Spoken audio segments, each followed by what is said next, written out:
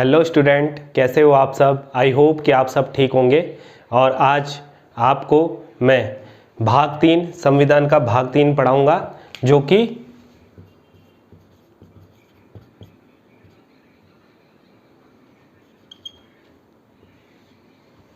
इसमें क्या है, भाग 3 में हमारे फंडामेंटल राइट्स आते हैं। और ये भारत का मैग्ना कार्टा भी भाग 3 को बोला जाता है, जो कि इंग्लैंड से यह शब्द आया है। और मौलिक अधिकार जो फंडामेंटल राइट्स हैं वो हमने अमेरिका के संविधान जो है उसके कॉन्सेप्ट पे हमने ये मौलिक अधिकार बनाए हैं। तो कुल मिलाकर आपको ये जानकारी प्राप्त होनी चाहिए कि मौलिक अधिकार अगर राष्ट्रीय आपातकाल है तो सस्पेंड हो सकता है। और उसमें अनुच्छेद 20 और 21 जो कि सस्पेंड नहीं होता, बाकी सारे मौलिक अधिकार उस समय नागरिक के क्या रहते हैं, निलंबित रहते हैं। इसके अलावा आप यदि हम बात करें फंडामेंटल राइट्स की,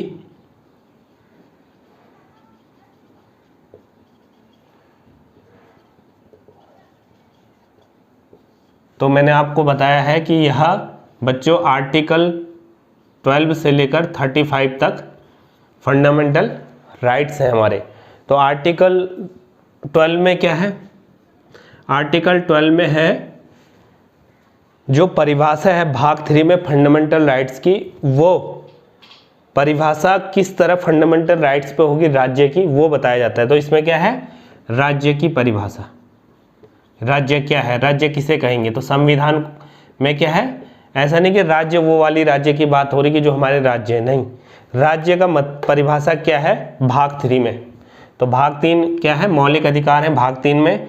तो राज्य की परिभाषा बताएंगे, तो राज्य की परिभाषा क्या होगी, जो सेंट्रल गवर्नमेंट है, केंद्र सरकार हो गई, स्टेट गवर्नमेंट हो गई, और हमारी जो लोकल बॉडीज़ हैं। लोकल बॉडीज़ में क्या क्या आता है, लोकल बॉडीज़ में देख लेते हैं। लोकल बॉडीज़ में आता है म्युनिसिपल कॉरपोरेशन आ गया, जैसे एयरपोर्ट अथॉरिटी आ गई, या इलेक्ट्रॉनिक अथॉरिटी आ गई, या फिर आपके गांव का प्रधान, सरपंच इत्यादि, जो कि लोकल बॉडीज़ में आते हैं। तो भाग 3 में क्या दिखाया गया है बच्चों कि फंडामेंटल राइट्स में राज्य की परिभाषा क्या होगी भाग 3 में।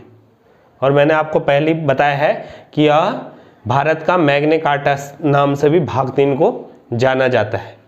तो बच्चों अब हम इसके बारे में इसलिए बता रहे हैं कि शासन के द्वारा जो भी नियम है वो सही ढंग से चलाए जा सके, इसलिए ये अथॉरिटियाँ काम करती हैं।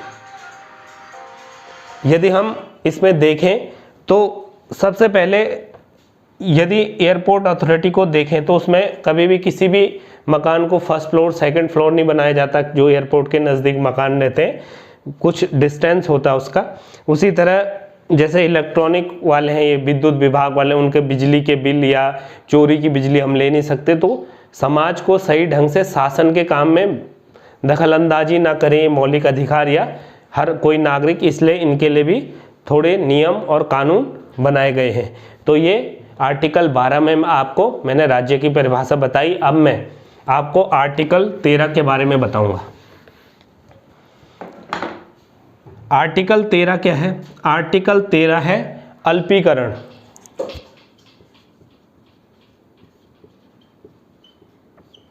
अल्पीकरण क्या होता है बच्चों, यदि कोई विधि या कानून मौलिक अधिकार को कम करता है या उसके असंगत है वो विधि या वो कानून, तो वो विधि या वो कानून शून्य हो जाएगा।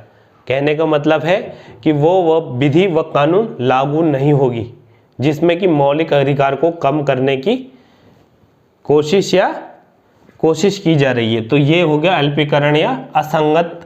यदि आपको कोई कानून विधि दिखाई दे जो मौलिक अधिकारों को कम करने की उसमें कुछ कोशिश की गई है, तो वो भी निरस्त हो जाएगी, वो विधि भी शून्य हो जाएगी। तो ये बताया गया है आर्टिकल 13 में। जैसे कि यहाँ पर हमारे मौलिक अधिकार हो गए,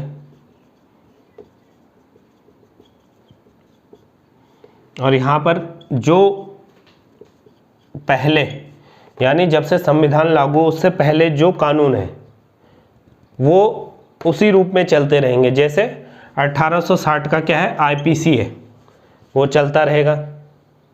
उसके अलावा जो शरीयत कानून है 1947 का, जो मुस्लिम लॉ के अपने ही कम्युनिटी के लिए देखते हैं, तो उसमें वो कानून, लेकिन इसमें एक बीच में आया था तलाक़े विद्दत, जो कि अब हट चुका है पर्सनल लॉ से। जो मुस्लिम पर्सनल लॉ है उससे तलाक़े विद्दत को हटाया गया है। ये इसी कारण हुआ है कि जो मौलिक अधिकार आज़ादी से पहले जो रहे हैं वो वैसे ही रहेंगे, कानून, मौलिक अधिकार नहीं, जो कानून है, लेकिन वो कानून मौलिक अधिकार को सीधे तौर पर प्रभावित ना करते हों।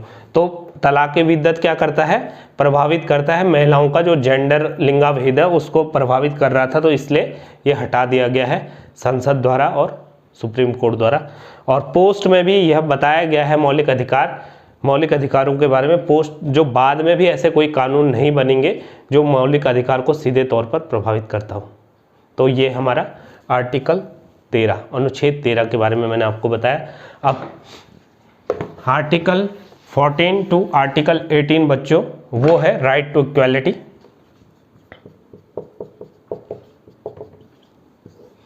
राइट टू इक्वालिटी होती है समता का अधिकार।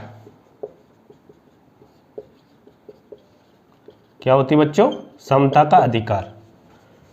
यदि हम आर्टिकल 14 की बात करें तो विधि के समक्ष समता।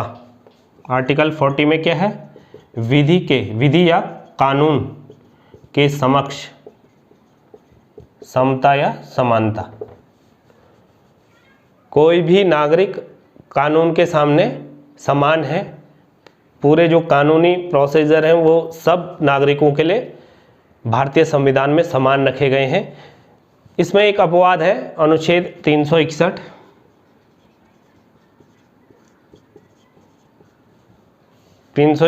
आर्टिकल 361 अपवाद है कि यदि राष्ट्रपति या राज्यपाल द्वारा कोई निर्णय लिया गया हो या कोई निर्णय लिया गया हो तो उसको कोई भी राज्य का कोई भी न्यायालय क्या चैलेंज नहीं करेगा या उन्हें दोषी नहीं ठहराएगा।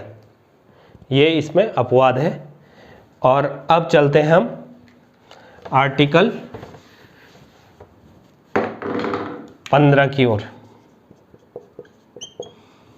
बच्चों, आर्टिकल 15 जो है वो कुछ भेदभाव से रोकता है, भेदभाव पर रोक। जैसे कि कौन कौन सा भेदभाव हो सकता है, ये 5 प्रकार का है। जाति, धर्म, लिंग, वंश और जन्म स्थान। इन 5 आधारों पर आप किसी भी नागरिक के साथ भेदभाव नहीं कर सकते। जाति के आधार पर आप कोई भेदभाव नहीं करोगे, धर्म के आधार पर कोई भेदभाव नहीं करोगे, लिंग के आधार पर कोई भेदभाव नहीं करोगे, जो जेंडर है फीमेल मेल के। वंश के आधार पर कोई पितृशक्ति या वंश उस वंश का है तो वो कहीं पर नौकरी या कुछ भी कोई ऐसे चीज़ें हैं तो वो नहीं होगा। संविधान इसकी कोई भी इजाज़त नहीं देता। और जन्म स्थान, यदि मैं किसी और राज्य का हूँ तो मैं दूसरे राज्य में भी कार्य कर सकता हूँ, वो सब इसमें संविधान ने फंडामेंटल राइट्स में इस तरह का प्रावधान बनाया है कि इन पे कोई भेदभाव नहीं होगा। इन 5 में इसमें भी एक अपवाद है, जैसे कि आरक्षण का। जाति में जो पिछड़ी जाति या जिनको आरक्षण मिलता है तो वो क्या है, एक पॉजिटिव डिस्क्रिमिनेशन है। तो कोर्ट द्वारा इसको क्या माना गया है कि ये जाति के आधार पर आप आरक्षण ले सकते हो। कुछ जगहों पे जैसे पहाड़ी राज्य होते हैं उन पे जैसे छूट होती है हाइट में या कुछ इस तरह, कोई जनजाति में उम्र में छूट होती है। तो ये चीज़ें क्या है रखी गई हैं अभी, ताकि सामाजिक और उनका स्तर बढ़ता रहे, समाज के सारे तबके एक साथ बढ़ते रहें। तो ये अपवाद था इसमें आर्टिकल 15 में। बाकी भेदभाव इन 5 आधार पे कहीं पर भेदभाव नहीं होगा किसी भी नागरिक के साथ। अब आर्टिकल 16 देख लेते हैं। आर्टिकल 16 कहता है लोक नियोजन में समता। कहना के तात्पर्य है जो भी राज्य सरकार या केंद्र सरकार के द्वारा लोक नियोजन का मतलब नौकरियों से है कि यदि कोई नौकरियां हैं तो उनमें सबको समान अवसर प्रदान किए जाएंगे, किसी के साथ कोई भेदभाव नहीं होगा। और इसमें भी कुछ अपवाद हैं, जैसे 50% महिलाओं का आरक्षण है, या आर्मी में कुछ ऐसा है कि बॉर्डर्स पे मतलब मेल ही ज़्यादा जा सकते हो, स्ट्रेंथ ही होते हैं, इस तरह का मतलब मेल फीमेल में भी यहाँ पर ये पॉजिटिव डिस्क्रिमिनेशन है, इसलिए इन पे कोई वो नहीं कर सकता चैलेंज कि ऐसा क्यों है, क्योंकि ये सबको उठाने के लिए एक स्तर पे रखने के लिए जो मैंने पहले वाले आर्टिकल 15 में बताया लगभग वही चीज़ है। बाकी सरकारी नौकरियों में भी वही है, आरक्षण वो अपवाद हैं इनमें। और अब हम देख लेते हैं आर्टिकल 17। आर्टिकल 17 है अस्पृश्यता, ये होता है अनटचेबिलिटी।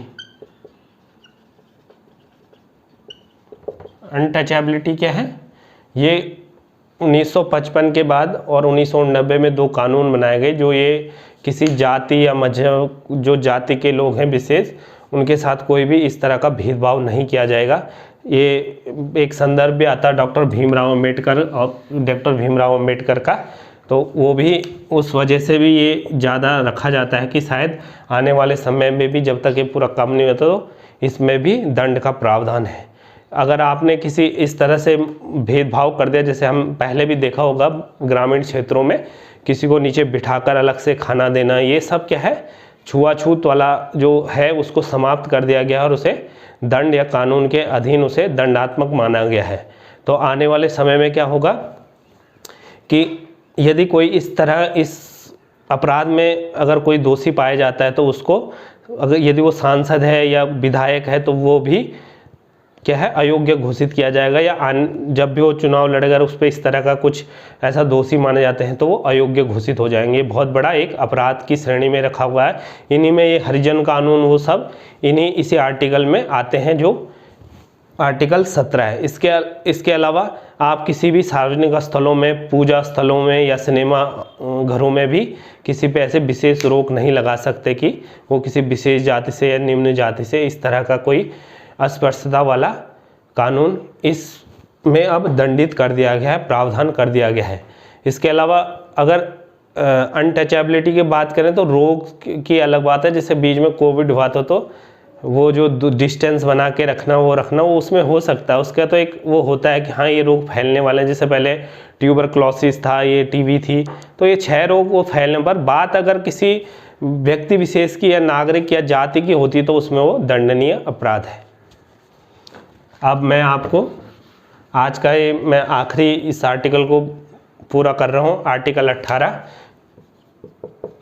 18 है उपाधि पे रोक। उपाधि में रोक ये क्या होता है? अवार्ड है यदि कोई, तो वो अगर आपको भारत देश या कोई बाहर की सरकार अगर आपको उपाधि प्रदान करती तो आप उसे अपने देश में बिना राष्ट्रपति की परमिशन या वो उपाधि धारण नहीं कर सकते हो। दूसरा, आपको अगर कोई नेशनल अवार्ड मिलता है तो आप उसे अपने सर नेम होता है जो उसके पीछे आगे यूज नहीं कर सकते हो, उसको लिख नहीं सकते। ये सिर्फ आप एक रक्षा क्षेत्र में और एक शिक्षण संस्थानों में, जैसे कोई डॉक्टर है, कोई पीएचडी किया हुआ है, कोई प्रोफेसर है, वो यूज कर सकते हैं। और मिलिट्री सर्विस में रैंक्स ज्यों को त्यों बने रहेंगे। ये 2 को छोड़ के सिर्फ शैक्षणिक संस्थाओं में और रक्षा क्षेत्र हैं जिनमें रैंक्स यूज होते हैं, उन दोनों के अलावा बाकी कोई भी अपनी उपाधि जाहिर नहीं करेगा। यदि किसी को भारत रत्न है तो ये बोल सकते हैं कि मुझे भारत रत्न मिला, ये मुझे पद्म श्री मिला, मुझे पद्म विभूषण मिला, लेकिन कोई ये नहीं बोल सकता कि पद्म श्री और उसका नाम उसका आगे, ऐसा प्रावधान संविधान में नहीं है। तो आज के वीडियो में बस इतना ही। कल फिर मिलेंगे नए वीडियो के साथ। तब तक मेरे चैनल के साथ बने रहिए और अपने दोस्तों से सब्सक्राइब या शेयर पक्का कीजिए ताकि दूसरों को भी लाभ हो सके। कल मैं आपको उत्तराखंड सीरीज के बारे में भी एक वीडियो बनाऊंगा जिसमें कि टिहरी डिस्ट्रिक्ट, जो 2 डिस्ट्रिक्ट मैंने कवर किया, अब मैं कल टिहरी डिस्ट्रिक्ट और उसके बाद पौड़ी डिस्ट्रिक्ट को कवर करूंगा। बाकी कल मिलते हैं। जय भारत, जय उत्तराखंड। Thank you.